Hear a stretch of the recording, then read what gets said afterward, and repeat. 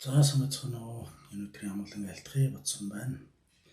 За би яг одоогор устөрөгчийн хөтөлбөртэй машины хөгжүүлэлтээр устөрөгчийн аюулгүй ажиллагааны инженер, ахлах инженер мөн одоо туршилт хариуцсан төслийн удирдагчаар одоо Германд ажилладаг. Тэгээ энэ утгаараа яг хөглөр устөрөгчийн хөтөлбөр устөрөгчийн одоо талаар ийм зураг бичлэгүүд хийж байж байгаа.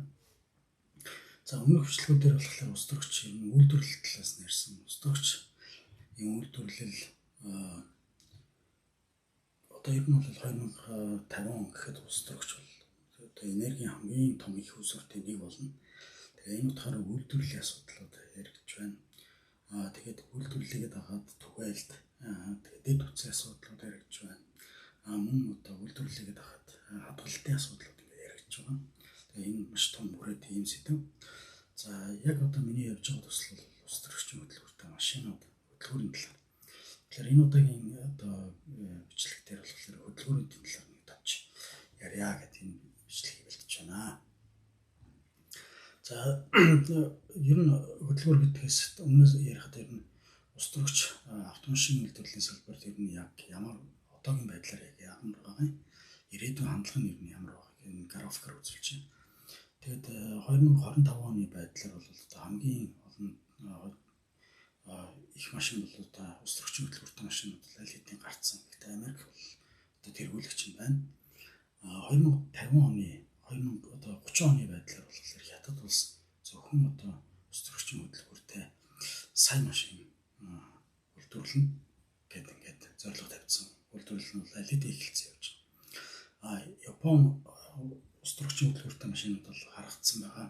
Тэгээд 2030 оны байдлаар бол 800 мянган устөрөгчийн хөтөлбөртэй машин үйлдвэрлэнэ гэдэг ингээд байж байгаа. Тэгэхээр яг энэ талаас ингээд харахад Монгол улс одоо өмнөх бичлэгүүд дээр би ярьсан байгаа. Монгол улс бол устөрөгчийн одоо энэ хөтөлбөр устөрөгчийн одоо эдийн засаг гэж ярьж байгаа энэ үед болохоор бас нэгэн тоглогч болох бүрэн боломжтой. Устөрөгчийг одоо үйлдвэрлэх тэгээд экспортлох ийм бүрэн боломжтой улсуудын нэгэ. За яг энэ талаар бол өмнөх бичлэгүүд дээр бас ярьсан байгаа. За устөрөгчийн хөтөлбөр гэдэг талаас ингээд ярихлаар яг одоогийн байдлаар бол хоёр төрлийн хөтөлбөр байна. Тэгээд шууд шаталт хөтөлбөр эсвэл хоёр дахь төрөл нь болохоор устөрөгчөөс цахилгаан энерги гаргаж аваад тэгээд цахилгаан машин одоо цахилгаан хөтөлбөр гэсэн ийм хоёр төрлийн хөтөлбөр одоогор үйлдвэрлэлд гараад эсвэл тэгээд бас цаашаа ингээд судалтай явж байна. За энэ устөрөгчийн одоо шууд шаталт хөтөлбөр гэдэг нь болохоор за устөрөгчийг бол одоо нэг төрлийн бас энерги шилжсэн төлөв гэж бас үзэж болдог. Яг одоо устөрөгч хэлбэрээр бол шатамтгай. Тэгээ энэ ийм учраас яг хөглөр ингээд шат хөтөлбөрийн одоо төрш болгож ашиглаж болж байгаа. За давуу тал яг энэ төрлийн хөтөлбөрүүдийн давуу тал яг одоо энэ мотор талаас харах юм бол дизель, бензин хөтөлбөртэй маш төстэй. Тэгээд энэ утгаараа яг хөглөр энэ жижиг эдангууд яг устөрөгчийн одоо дизель, бензин хөтөлбөрүүдээс ингээ аваа ашиглах боломжтой. Энэ утгаараа хөгжүүлэлтийн зардал бол одоо арай бага юм байна. За дутагдaltaй тал гэхлээр мэдээж хэрэг одоо шатааж дэлбэлж байгаа учраас юу яаж байгаа дуу чимээ ихтэй. Тэгээд дээрэс нь нүүрс хүчлийн бага хэмжээгээр ялгаруулдаг.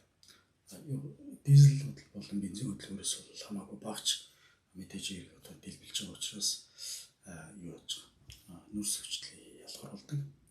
Ийм дутагдaltaй талтай. Харин одоо хичнээн ийм ч гэсэн маш жижиг хувийн машинууд дээр бол энэ төрлийн хөтөлбөр бас нэг төрлийн шийдэл альтернатив хөтөлбөр байж болох юм аа гэдэг ингээд хөгжүүлж байна. Эсвэл болохоор яг бүр том ачааны машинууд ялангуяа одоо агротехник ашигны машинууд байна. Эсвэл барилгын салбарт энэ төрлийн машин хөтөлбөр бол бас зүгээрээ гэдэг ингээд одоо хөгжүүлэлт нь явж байгаа. За яг миний ажиллаж байгаа төсөл бол одоо устөрөгчөөс цахилгаан энерги гаргаж авдаг. Тэгэхээр одоо устөрөгчийг болохоор энерги болоо цахилгаан энерги болгож одоо ингэж хөрвүүлж байгаа ийм төрлийн fuel cell system ийм төрлийн моторууд байна. За энэний одоо давуу тал гэх юм бол мэдээж хэрэг дуу чимээ байхгүй. Зөвхөн одоо хөрвүүлэлт явуулж байгаа учраас дуу чимээ бол ямар ч дуу чимээ байхгүй. Ашиглуулын коэффициент болохоор шаталт хөтлөөрөөс арай илүү. Тэгээд нүүрс хүчлийн гаргадаг. Одоо ерөөсөө илүүдэл бүтээгдэхүүн одоо энэ процессын дараа бол яг хөглөр зөвхөн ус гарч идэг. За тэгээд ашиглах талбарууд болохоор яг хөглөр ер нь холын тээврийн ачааны машинууд их зүгээр тохиромжтой гэж үзээд үзэж байгаа. Тэгээд мөн галт тэрэг тэгээд усан болон агаарын тээвэрт бүрэн хэрэглэх боломжтой гэдэг ингээд явж байгаа. Тэгээд одоо энэ ус төрөгчийн хөтөлбөртэй яг одоо ийм төрлийн ус төрөгчийн хөтөлбөртэй галт тэрэг бол одоо Германд бол хэдийн гаргацсан Бремен тэр дээд хэсэг дээр Бремен Хамбургийн хооронд одоо ус төрөгчийн хөтөлбөртэй галт тэрэг явж байна. За онгоцны салбарт бол хэдийн хийгдээд жижиг оврын онгоцнууд дээр ингээд туршилтууд ингээд хийгдээ явж байгаа. За машин үйлдвэрлэлийн салбарт бол яг хөглөр ер нь том холын тээврийн ачааны машинууд бүрэн одоо их зохимжтой гэж үзээд явж байгаа учраас Германд бол одоо Mercedes-Benz-ийн ачааны машин байна. Тэгээд Iveco, MAN гэдэг энэ том машинууд бол бүгдээрээ энэ төрлийн моторт одоо хөрөнгө оруулалт хийгээд ингээд явж байна. За ерөнхийдөө ингээд машины архитектур талаас нь харах юм бол хацангуугаар нэг төрлийн одоо цахилгаан машин гэсэн үг. Тэгэхээр батарей хөдөлгөөртэй машинуудын хувьд бол энергийг одоо цахилгаан энергийг батарейнд хадгалаад тэгээд тэр энергиэрээ явдаг одоо ийм архитектуртай.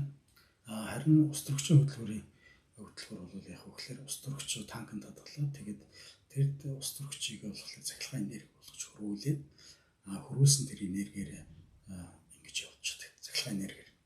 Тэгэхээр яг одоо дутагдaltaй тал одоо цахилгаан батарей хөдөлгөөртэй машинаас хоёр удаа хөрвүүлэлт хийж байгаа шүү дээ. Учираас ашиглуулын коэффициент арай багатай. Гэсэн хэдиж давуу тал нь болохоор цэнгэлтийн хугацаа багт. Батарейг бол одоо удаан хугацаагаар цэнгэлэх шаардлагатай бол энэ ус төрөгчийн хөтөлбөртэй машин бол яг бензин, дизелтэй адилхан газ шахаж хийгээл ингээл явчихдаг. Тэгэхээр одоо ямар нэгэн цэнгэлтийн хугацаа асар багатай. Тэгээд ийм учраас яг хөглөр энэ ашиглуулын коэффициент талаас муу хэдиж цэнгэлэх хугацаа багатай. Ийм учраас яг хөглөр холын тээврийн ачааны машинууд илүү тохиромжтой гэж ингэж үзэж байгаа. За эколог талаас нь болохоор бас ус төрөгчийн хөтөлбөр одоо энэ батарей хөтөлбөрөөс хамаагүй давуу талтай. Энэ батарей бол одоо химийн хүнд элементүүдээр хийгддэг учраас одоо тэрийг дахин боловсруулах хаягдл маш их зардал гарна. Яг одоогийн байдлаар бол одоо энэ бол маш том асуудал байж байгаа. Болвол ус төрөгчийн хөтөлбөртэй машин бол одоо ийм химийн хүнд элементүүдээр хийгддэг учраас хамаагүй экологийн хувьд цэвэр ийм давуу талтай ийм багтах юм аа. За ингээд дараагийн одоо бол одоо бас машин үйлдвэрлэлээс нэлээд нарийн хвчилж ярьж болж байна. Мөн одоо ус төрөгчийг бус салбар төвний яаж ашиглах гэж байгаа талаар ярина.